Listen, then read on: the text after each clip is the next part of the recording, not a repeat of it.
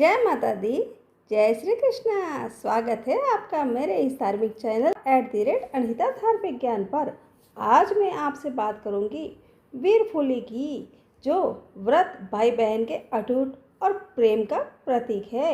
यह व्रत भाई बहन के बीच प्रेम और सम्मान और सहयोग की भावना को बढ़ा देता है। वीरफुली का व्रत, जिसे भाई बहन के प्यार का प्रतीक माना जाता है, राजस्थान में मनाया जाता है। इस व्रत में बहनें अपने भाइयों की लंबी उम्र और सुख समृद्धि के लिए उपवास रखती है।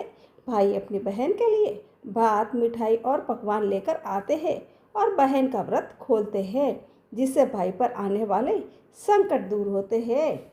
इसलिए आज मैं आपको इस भाई बहन के पावन व्रत के ऊपर एक कहानी सुनाती हूँ, जो राजस्थान में बड़ी ही प्राचीन है। मैं आपको वीरफुली की कथा सुनाने जा रही हूँ। वीरफुली व्रत रक्षाबंधन से पहले आने वाले रविवार को किया जाता है। बहनें अपने भाई की लंबी उम्र के लिए व्रत रखती है। इस दिन बहनें अपने भाई के घर जाकर व्रत खेलती है।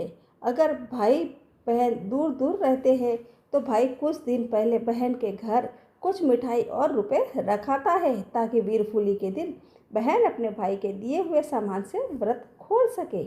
आइए अब मैं आपको वीरफुली की पौराणिक कथा सुनाती हूँ। एक छोटा सा गांव था। उस गांव में एक बुढ़िया के बेटा और बहू और बेटी रहते थे। उस बुढ़िया ने अपने जीवन में बहुत दुख सहा। वह पैदा हुई तब से उसके माँ बाप चल बसे। उसे उसके मामा मामी ने पाल पोस कर विवाह कर दिया था। शादी के बाद भी उसके जीवन में सुख नहीं था। किस्मत का लिखा कोई नहीं टाल सकता। बेटा बेटी होते ही पति बीमारी के कारण चल बसा। ससुराल वालों ने उन सबको घर से बाहर निकाल दिया। बुढ़िया मेहनत मजदूरी कर अपने दोनों बच्चों को पाल पोस कर बड़ा किया। कहते हैं ना, कर्मों का लिखा कोई नहीं मिटा सकता। बच्चे विवाह लायक होने पर उनके विवाह कर दिए। बुढ़िया ने बच्चों को बहुत अच्छी परवरिश दी थी, ताकि सुख हो या दुख दोनों आपस में एक दूसरे की मदद कर सके। वे दोनों अपना अपना सुखी जीवन जी रहे थे। तब एक बार की बात है, राखी से पहले आने वाले रविवार को वीरफुली का व्रत आया। माँ ने बेटे को याद दिलाया, लेकिन बहू को ननद एक फूटी आँख नहीं सुहाती थी। तब उसने कहा कि हमारे पास वीरफुली देने के लिए कुछ भी नहीं है। क्या आप अपनी बहन के घर खाली हाथ जाओगे? क्या आप अपनी बेइज्जती कराओगे? तब माँ बोली कि बेटा, बैलगाड़ी भरकर तुम्हारे बहन के घर गाय भैंसों के लिए खेत में से चारे की पुली बांधकर ले जाना और 2-4 किलो गेहूँ लेकर जाना। बेटे ने हामी भर दी। फिर वह खेत में से चारा लिया, 5 किलो गेहूँ लिए और बैलगाड़ी में रख सवेरे जल्दी ही अपने बहन के गांव चल पड़ा। चलते चलते दोपहर हो गई। वह जंगल के रास्ते में जा रहा था। जाते हुए मार्ग में उसे एक सांप दिखाई दिया। अपने रास्ते में आते देख उसे रोका। तब वह बहुत क्रोध में हुआ और कहा कि मुझे क्यों रोका? अब मैं तुम्हें डसूंगा। भाई के तो पसीने छूटने लगे और सर्पदेव से प्रार्थना की कि आज मेरी बहन के वीरफुली का व्रत है, मुझे जाने दो। लौटते समय मुझे डस लेना। सर्प ने कहा कि मनुष्य जाति पर भरोसा नहीं करता, मानव धोखेबाज होता है।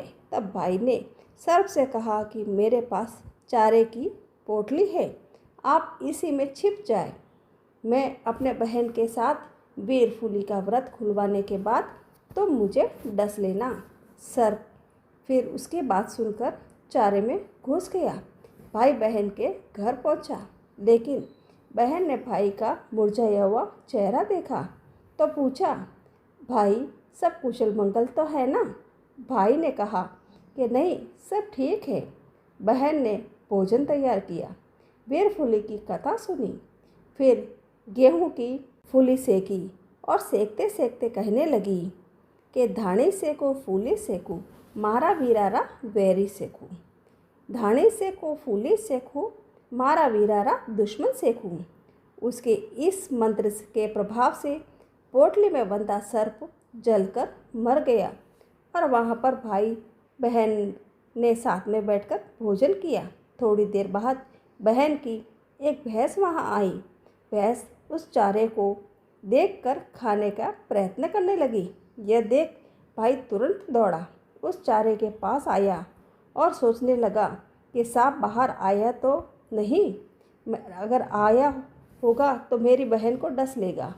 लेकिन इसका पोटली खुलते ही देखा सांप तो बहन के गाए हुए गीत से जलकर मर गया और जलने के कारण सोने का हो गया। बहन ने आश्चर्य से पूछा कि ये क्या है भाई। भाई ने बहन को सारी बात बताई और कहा कि आज वो मेरा बैरी था जो मुझे मारने के लिए पोटली में बैठा था, लेकिन बहन तेरे व्रत के प्रभाव से और फूली सेकते समय तुमने जो मंत्र बोले उससे जलकर सोने का हो गया। इसलिए बहन ये तेरा है, तेरी किस्मत का है। इसलिए वह बहन को दे दिया और अपने गांव की ओर चल पड़ा। घर पहुंचकर उसने सारी बात अपनी माँ को बताई और कहा कि वह सोने की साकली मैं अपनी बहन को दे आया हूँ। उसकी पत्नी ने सारी बात सुन ली और कहा कि आप तो भोले भाले हो, मूर्ख हो, अकल नहीं है। सोने का गहना कोई बहन को दे आता है, वह तो हमारा था। जाओ वापस वह सोने की साकली लेकर आओ। पति ने बहुत समझाया लेकिन वह एक न सुनी। पुरुष हमेशा स्त्री के हट के आगे हारा है और पत्नी की जिद के आगे उसकी एक न चली और जा पहुंचा अपने बहन के घर। बहन को सारी बात बताई। बहन ने तो पहले ही भाई को कहा था कि ये आप ले जाओ, लेकिन भाई ने उपहार स्वरूप बहन को दे दिया था।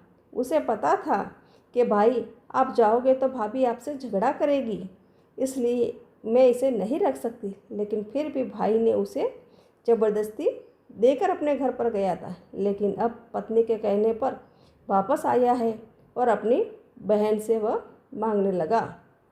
बहन ने बिना सोचे ही वह भाई को दे दी। वह सोने की साकली लेकर वापस अपने गांव की ओर चल पड़ा। भाई अपने घर पर पहुंचा और पत्नी के हाथ में दे दिया, लेकिन पत्नी के मन में पाप था। पत्नी का मन मैला था।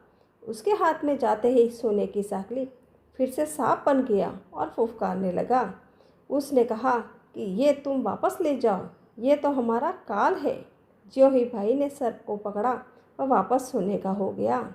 भाई वापस लौटकर अपने बहन को दे दिया और कहा कि बहन ये तो तेरे कर्मों का है, हमारा नहीं है, इसलिए इसे तुम रखो। इसलिए कहा जाता है कि सब अपने नसीब का रहता है। बहन को दिया हुआ तोहफा कभी वापस नहीं लेना चाहिए। इस प्रकार मेरी ये वीरफुली का व्रत पूर्ण हुआ। कैसी लगी आपको मेरी ये कहानी? अगर आपको मेरी ये कहानी अच्छी लगी है तो आप मेरे इस वीडियो को लाइक करना, शेयर करना और अपने परिवार वालों के साथ और दोस्तों के साथ जो भी ये व्रत करता है उनके साथ ज़रूर शेयर करना। जय माता दी, जय श्री कृष्णा।